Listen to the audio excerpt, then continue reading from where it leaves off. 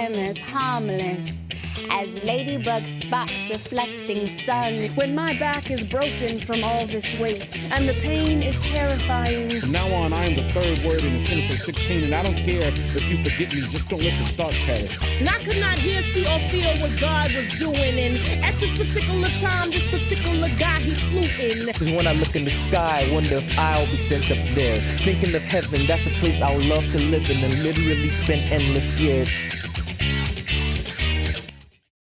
You're watching Channel Austin. This is the East by Southeast Spoken Word Showcase. I'm here with Carol Denson. How are you? I'm doing fine. Welcome to the show. Thanks. So this is your first go around here. Yes. How did you hear about us? My friend Gordon came to some program here and heard about it and forwarded me the information. Awesome. Yeah. Great. So you viewers at home as well, if you are a poet and you think that you can do this, you should submit your poetry to Channel Austin for next year, and we'd love to have you on the show. So I'm really glad you took that step. It takes courage. No, yeah. Well, it just seemed it was sort of in the flow. Like, it just worked. Seemed right. Yes. So you've always been a poet? I have been a poet since I was, for about 20 years. I mean, not always, but for a long time. Really? Yeah. What got you into writing poetry? I took a class in college where we read contemporary poetry, and I thought, oh, wow, I could do that, Yeah. and I want to do that. So that's... To express yourself. Yeah, just, I just liked the way, like the engagement with the world, like the way poets engage with the world. And I thought, oh, that's how I engage with the world. Yeah. That's how I like to live. Can I do that when I grow up? And so, What pieces did you bring to share with us today? I brought a piece called What the Weeds Don't Know. Okay. A piece called God, I Hope This Is Not the Point. And a piece called As If the Word Would Make Her Appear. So tell me, is there a word to describe your poetry? Do you consider yourself different every time, or? I don't know that there's one word. I love writing poetry because it makes me feel more alive. Like I can observe. It's almost like being a scientist in a way, or I think of it that way. Like I'm just really focused on observing what's around me, and I get in a really different space, I guess the zone or something. Yeah. And then as I don't know, it's like my whole body comes alive. My senses come alive when I'm writing poetry, and I lose track of time, and it's just a great experience. Like that. I love it. Well, scientists we are. Okay. Let us observe, shall we? What the weeds don't know. I'm a master at stating the obvious. Like starting this poem with the words, doing things seems important. Reclocking the bathtub, going to movies, making dinner, again. Or the other night when a friend said, how's the play going? And I said, it's in 2 more days. And she said, I knew that. Even when I'm paying attention like now, I say, the creek is running faster. There's 2 inches of water in it. The breeze is exquisite. The sun is breaking into its Coptic cross through the illuminated leaves, and the hammock sways. The creek rushes its words so it can speak its piece and be on its way. It doesn't care that I can't decipher it. That plant is edible. Those weeds are green lace. The insects are having a field day. It's so nice to notice things. Ask my second graders what makes a poem good, and they'll say rabbits, blue cars, compliments, and I love you. I didn't mean to teach second grade. It wasn't ever on the life goal list. Yes, it's crazy, but what should I do, Mr. McKee? Doing stuff is important, and that caulking the bathtub on Saturday has given me permission to write on Sunday. More obvious, how few are the days? How tedious removing the old caulk? How mistaken I am when I see disaster everywhere. They've broken the pull-down map by pulling it too far. We've left the library books at home. Nope, but even if we did, I bet I'm really saying, I'm going to die, I'm going to die. Yes, but not yet, my son would say. I used to call my dad the prophet of doom back before he died. Even now, I see disaster everywhere. The beautiful insect struggling in a web, its wings high on its shoulders, a long, thin body. I could free that insect, I think. But when I approach, I see it's a flower swinging from one strand of web. The wings are petals, the body a trumpet. The sun is blocked by a cloud. Spring is suddenly fall, except it's raining flowers. They fall like helicopters, the stamen case below, the petals propellers, with the stem on top like a funny hat. What gifts this tree, whose name nor kind I know, provides? Holding my hammock on a hook I screwed into its side, raining flowers and shattering the sun into a cross of light. Each blade of grass is shining erect, declaiming, I am alive, I am alive. I move with the wind, and my green gathers the sun into myself. It's easy to see doom everywhere, but as we get closer and open our eyes, we see its beauty, the bright yellow threads woven together holding us, the sun's cross, the creek, the weeds that do not know they are not beautiful.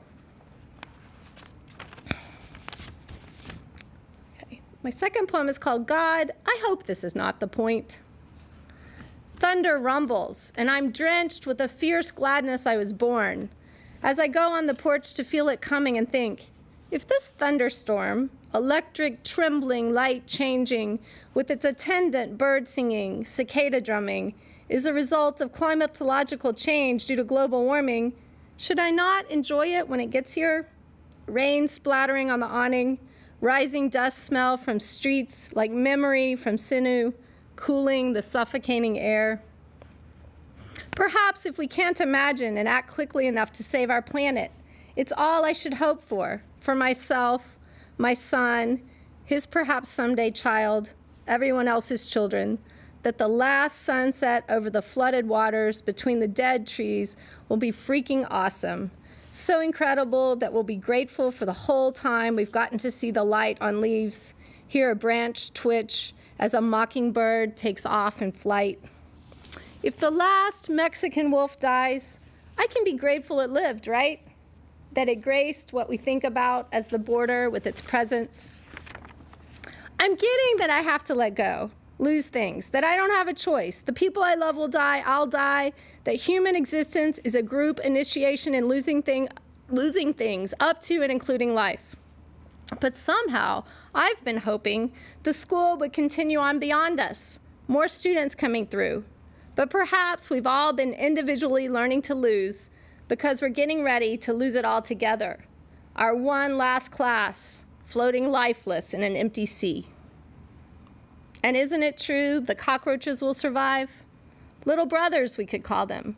Little sisters who won't remember us, won't read our books, or carry on our family name. And the last poem is, As If the Word Would Make Her Appear. Two huge privets buzzing with the sound of bees on either side of the porch steps. The insistent call of the mourning doves your brother kept in a covey next door. Insistent as I must have been that time I wouldn't stop crying for my mother as you, her mother, tried and tried to comfort me in the swing or distract with a toy until finally you spanked me. This is not a memory.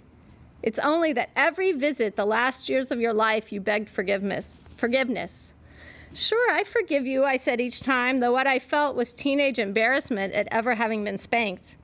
I didn't remember the event, as you must have forgotten that you'd already been forgiven, though perhaps I wasn't truly forgiving you, and that is why you ask again and again, wanting to be ready to meet your maker. I'm telling you now, meaning it, years too late. You are forgiven, Mima, for what I do not remember. What I do remember is lying beside you on your bed at nap time, staring at your back, the floral print on a thin green sleeveless cotton dress, listening to your breath slowly down, hearing the cicadas rolling their sound up and down the hills and valleys that were perhaps your mother's early memories of place, staring out the window to the backyard where pink roses waved or hung their heads along the cyclone fence. The grass was thick and the dog older than I was. Sweating just a little, the smell of the fig leaves. There was all this in the stillness and nothingness of the nap time I must not have wanted, because who wants to enter what feels like oblivion? My guru says she doesn't know what it means for words to be the same as what they name.